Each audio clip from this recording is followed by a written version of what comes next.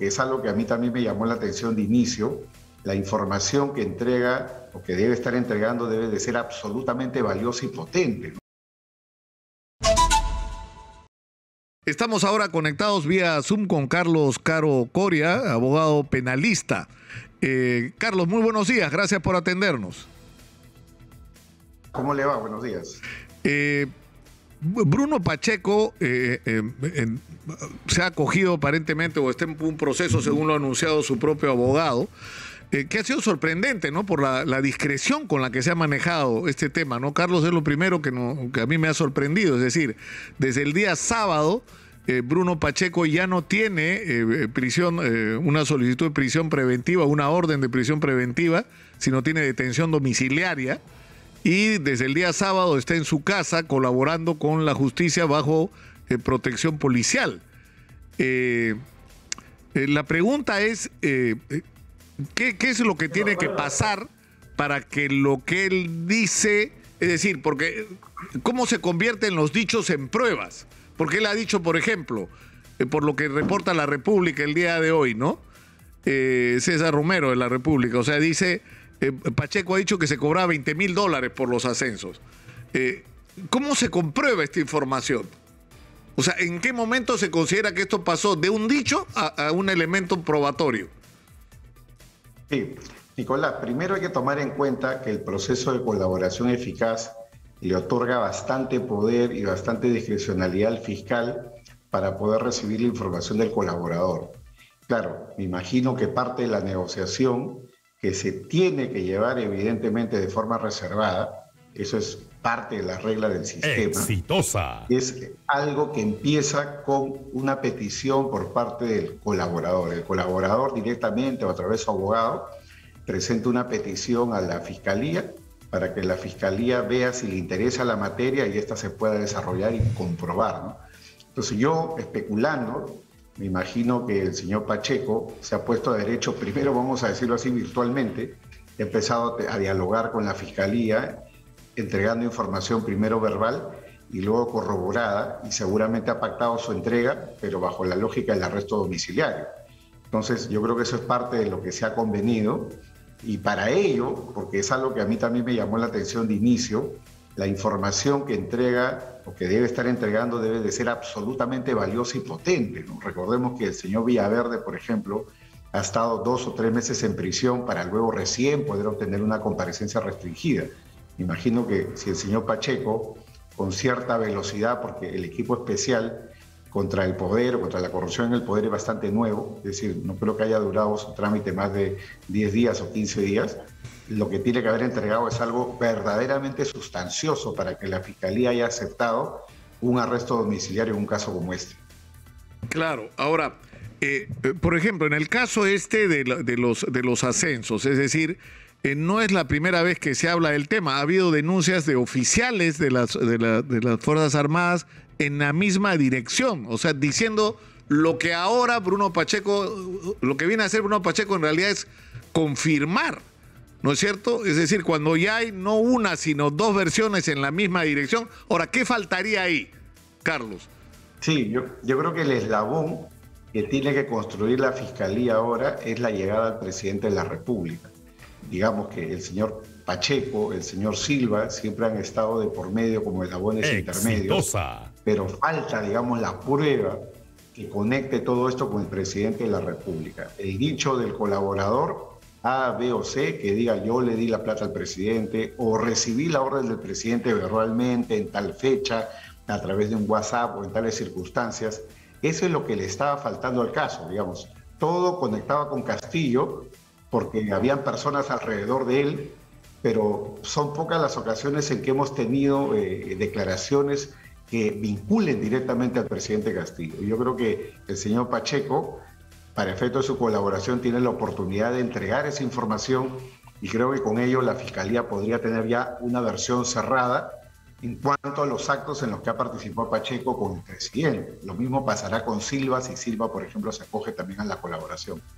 Ahora, el tema es que, ¿qué ocurre cuando tú tienes, es decir, yo he escuchado en oportunidades anteriores oír de indicios razonables. Es decir, cuando se tienen indicios razonables, es decir, cuando tú tienes, por ejemplo, los ascensos, donde primero ocurren las negociaciones en Palacio de Gobierno, participan personas directamente ligadas al presidente, y finalmente eso es una facultad del presidente, ¿no es cierto?, la de los ascensos. Es decir, que no podría materializarse si él no interviene, pero que los participantes dicen el presidente sabía y el presidente lo niega. Pero tienes ese caso. Tienes el caso, entiendo que está pasando con el biodiesel, que también hay confesiones de que se pagaron comisiones por obtener esos contratos y que el presidente por lo menos estaba al tanto. O sea, si participó directamente en cobrar, si él participó en entrega de dinero o no, pero que estaba al tanto, estaba al tanto. Y resulta que en el caso de Juan Silva también ocurre lo mismo, que el presidente, es decir, es verdad que tú en este momento no tienes un audio, un video que te acredite o el movimiento de dinero que acredite la intervención del presidente, pero hay en prácticamente todas las investigaciones la referencia que el presidente por lo menos sabía que esto estaba ocurriendo. Entonces, eso en términos de la decisión en determinado momento del Ministerio Público no puede llevar a la conclusión hay suficientes indicios como para llegar a la conclusión, o indicios razonables que el presidente estaba al tanto y por lo tanto por lo menos permitía que funcionaran todos estos sistemas de corrupción.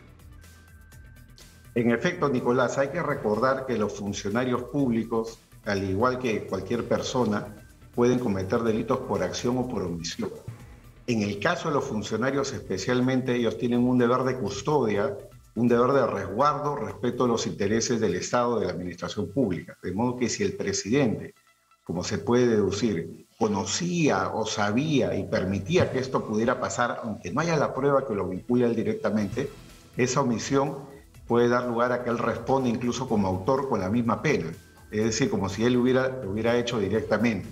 En el caso de los ascensos militares, por ejemplo, si es que estamos hablando de algo discrecional, recordemos que la discrecionalidad en el derecho administrativo tiene una base legal.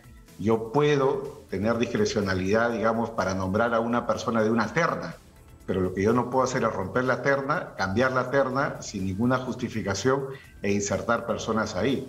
O en el peor de los casos, ¿no? Si estamos incluso hablando de que tengo una terna en la cual tengo que elegir a uno para un ascenso, pero si, como dice Pacheco, porque es algo que se ha filtrado en las últimas horas, si como habría dicho el señor Pacheco, acá han habido pagos de hasta $20,000 para lograr los ascensos, eso sería un caso de corrupción, un caso de cohecho, independientemente de que forme parte de la discrecionalidad del presidente, porque existe también el llamado cohecho impropio, que sanciona al funcionario cuando el funcionario recibe dinero o una promesa de dinero o de cualquier prestación con la finalidad de realizar algo que forma parte de sus funciones y que va con la legalidad. Que lo público no puede estar en venta.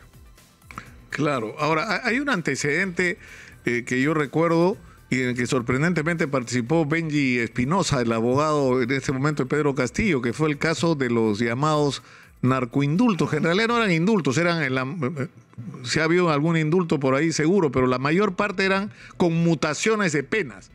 Y en esa época el propio presidente Alan García reconoció que él todas las noches se reunía con su, ¿no es cierto?, con las personas a cargo de los indultos para revisar las listas, tomar decisiones y en ese momento firmar las conmutaciones de penas.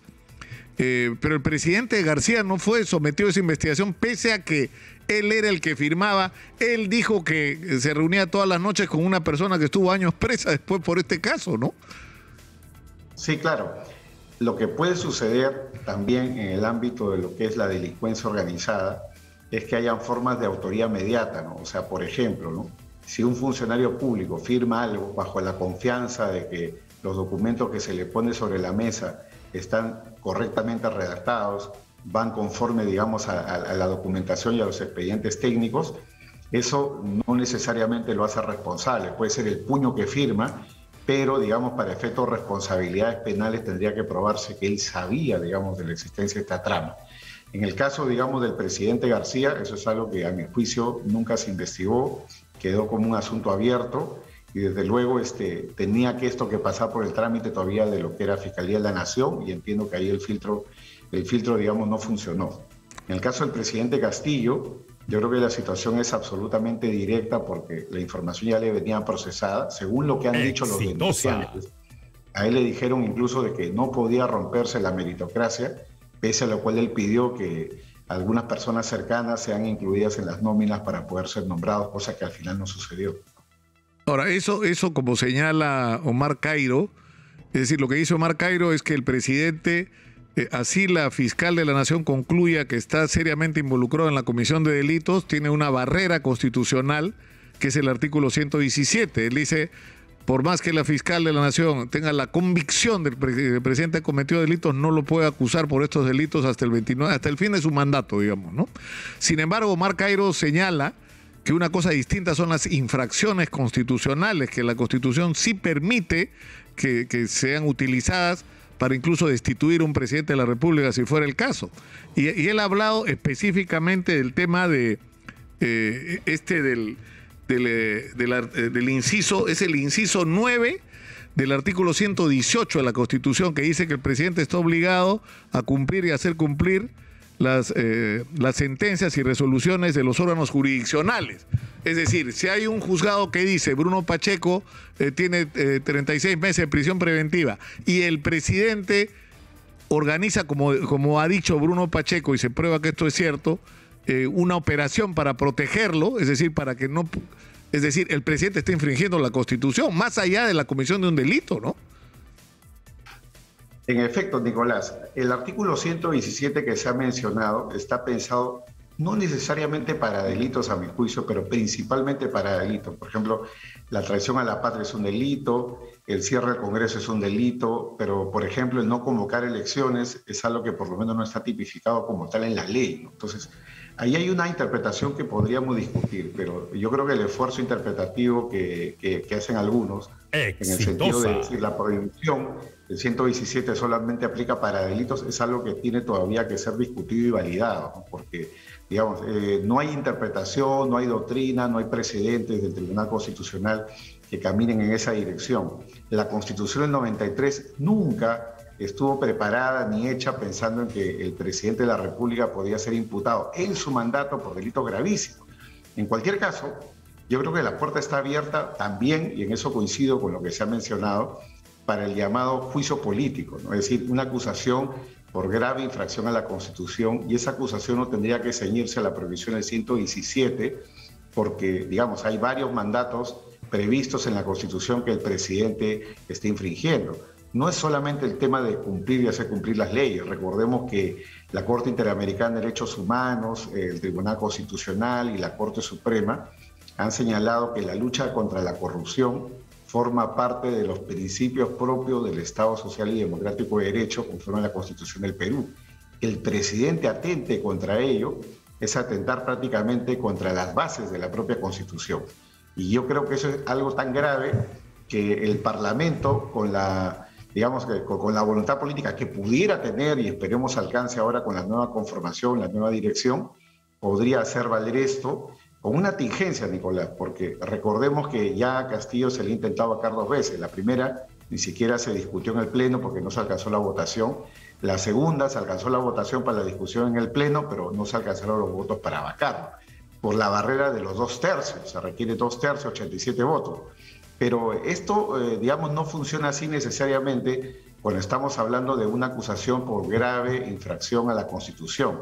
En ese caso, la barrera puede ser más baja, puede interpretarse incluso que es mayoría simple, es decir, 66 congresistas fuera de los de la Comisión Permanente para poder aplicar una suspensión, una destitución del presidente o una inhabilitación hasta por 10 años conforme a la regla constitucional. Carlos, muy gentil por atendernos. Muchas gracias. Muy buenos días. Gracias, Nicolás. Buen día. Hasta luego.